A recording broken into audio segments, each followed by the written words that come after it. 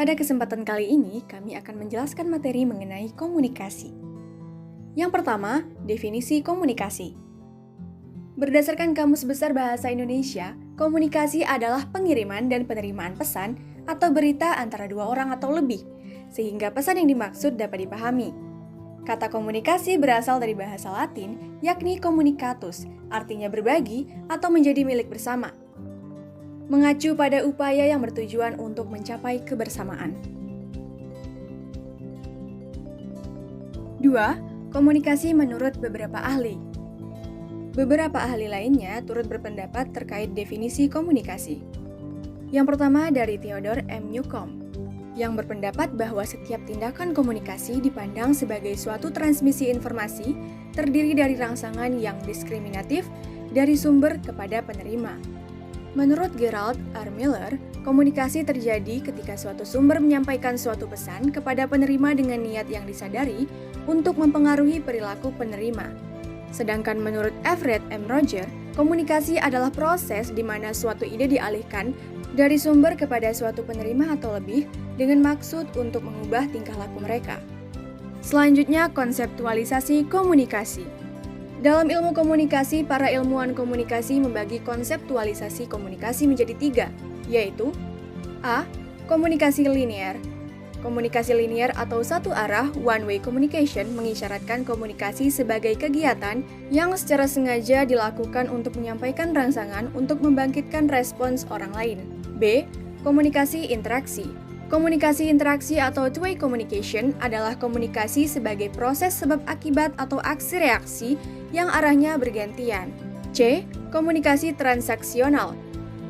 Komunikasi sebagai transaksi tidak hanya menafsirkan pesan verbal, tetapi juga perilaku nonverbal. Yang keempat, komponen atau unsur komunikasi. Yang pertama komunikator, yang kedua pesan, yang dibagi menjadi 2, yakni verbal, lisan dan tulisan, dan nonverbal, isyarat, gambar, simbol, dan lain-lain. 3 saluran, dan 4 komunikan. Selanjutnya proses komunikasi, yang terjadi secara primer adalah proses penyampaian pesan kepada orang lain dengan menggunakan lambang sebagai media. Kemudian secara sekunder, penyampaian pesan dengan menggunakan alat atau sarana sebagai media kedua setelah memakai lambang sebagai media pertama. Yang keenam ada fungsi dan tujuan komunikasi. Suatu komunikasi dilakukan untuk menyampaikan informasi, mendidik, menghibur, mempengaruhi, perubahan pendapat, dan juga perubahan perilaku. Komunikasi dengan berpikir positif, yakni dengan memandang suatu hal dengan positif. Selanjutnya berkomunikasi secara perorangan. Komunikasi langsung adalah komunikasi yang terjalin apabila para komunikator berjumpa secara langsung. Kemudian komunikasi tidak langsung melakukan komunikasi dengan tidak berjumpa namun memakai perantara media. Cara berkomunikasi dalam kelompok atau tim. Yang pertama adalah formal dalam rangka bertukar pikiran yang dilakukan di suatu kantor maupun organisasi formal. Dan yang informal tidak terikat dalam tata tertib tertentu. Cara menggunakan sarana komunikasi. Terdapat beberapa fungsi dari media komunikasi. Yang pertama sebagai saluran penerjemah lambang-lambang, kemudian alat untuk mengantarkan data, alat untuk mengefektifkan serta mempersingkat proses penyampaian, serta untuk memudahkan penyaluran data. Selanjutnya, komunikasi menggunakan telepon. Etika dalam memakai telepon. Yang pertama, intonasi suara yang tertib dengan perkataan yang singkat, padat, serta jelas.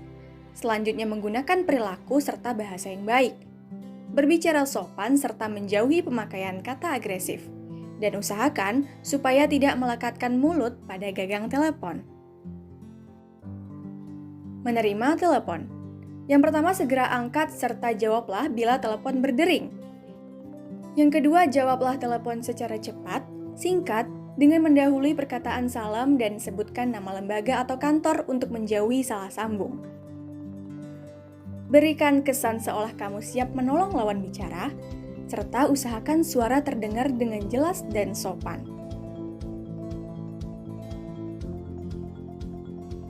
Selanjutnya menelepon.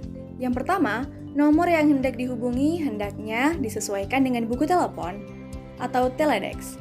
Kedua, mencatat tiap pesan ataupun data yang hendak diinformasikan kepada pelanggan dalam suatu buku khusus. Selanjutnya, segera memohon maaf apabila melakukan kesalahan. Kemudian, segera menghadirkan diri serta melaporkan itikat menelepon apabila hubungan telah terhubung. Letakkan kembali telepon jika sudah berakhir. Selanjutnya, langkah-langkah untuk mengirim kabar lewat mesin telex. Yang pertama, persiapkan info yang hendak dikirimkan. Kemudian, untuk menghidupkan mesin telex, tekan tombol lokal, keluarkan pita dengan menekan tombol feed key. Untuk merekam pesan yang hendak dikirim, tekan tombol punch on atau off, kemudian ketik info yang hendak dikirim. Kemudian tekan kembali tombol lokal serta feed key. Setelah selesai, potong pita telex. Selanjutnya adalah komunikasi memakai faksimile. Berikut adalah metode mengoperasikan faksimile. Yang pertama, perhatikan listrik hidup atau on, serta pada mesin fax terlihat ready indikator menyala atau standby. Yang kedua, masukkan dokumen yang hendak dikirim pada tempat pendapatan dokumen otomatis. Yang ketiga, tekan kunci pemilih buat memilah kecepatan pengiriman yang diinginkan. Yang keempat, tekan tombol one touch key serta mendatangi nomor telepon yang dituju untuk mengirim informasi.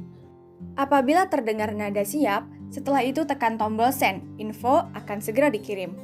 Kemudian, apabila lembar awal dokumen sukses dikirim, lekas memasukkan lembar berikutnya, saat sebelum mesin fax kembali pada standby. Jika hingga lebih dari 10 detik lembar selanjutnya belum terkirim, berarti pengiriman wajib diproses ulang. Berikutnya adalah wawancara. Yang pertama, pengertian wawancara merupakan tanya jawab antara pewawancara dengan yang diwawancarai atau narasumber untuk dimintai penjelasan ataupun data tentang sesuatu perihal.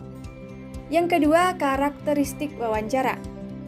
Yang pertama, melibatkan 2 orang atau lebih, kemudian dilaksanakan dalam sebuah pertemuan. Satu pihak berperan bagaikan pewawancara, serta pihak lain bagaikan yang diwawancarai. Kemudian mempunyai target atau tujuan, dan juga dilaksanakan dalam posisi duduk saling berhadapan. Yang ketiga adalah isi wawancara. Agar wawancara sukses dibutuhkan beberapa persiapan. Yang pertama, memastikan tema wawancara, kemudian memastikan pokok-pokok pikiran yang hendak ditanyakan, lalu menyusun catatan persoalan secara sistematis, dan memohon kesediaan pihak yang hendak diwawancarai. Lantas, mempersiapkan perlengkapan tulis, buku catatan, ataupun alat perekam. Yang keempat adalah etika wawancara, yaitu hadir pas pada waktu yang sudah ditetapkan, kemudian berpakaian apik serta sopan, menampilkan atensi dengan serius, sanggup merumuskan jawaban yang panjang lebar, dan jawaban yang dinyatakan off the record tidak dibenarkan untuk dicatat ataupun dimasukkan sebagai hasil wawancara.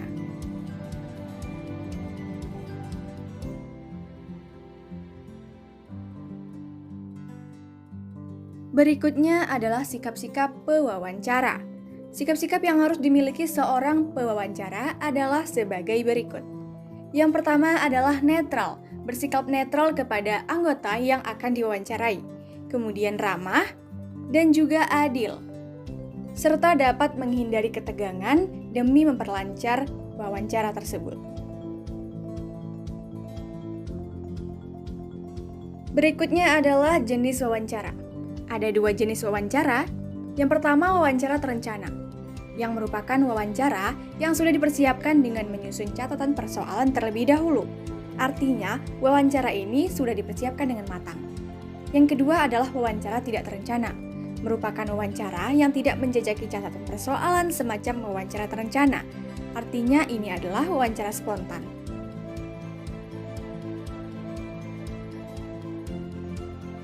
Demikianlah penjelasan dari kelompok kami.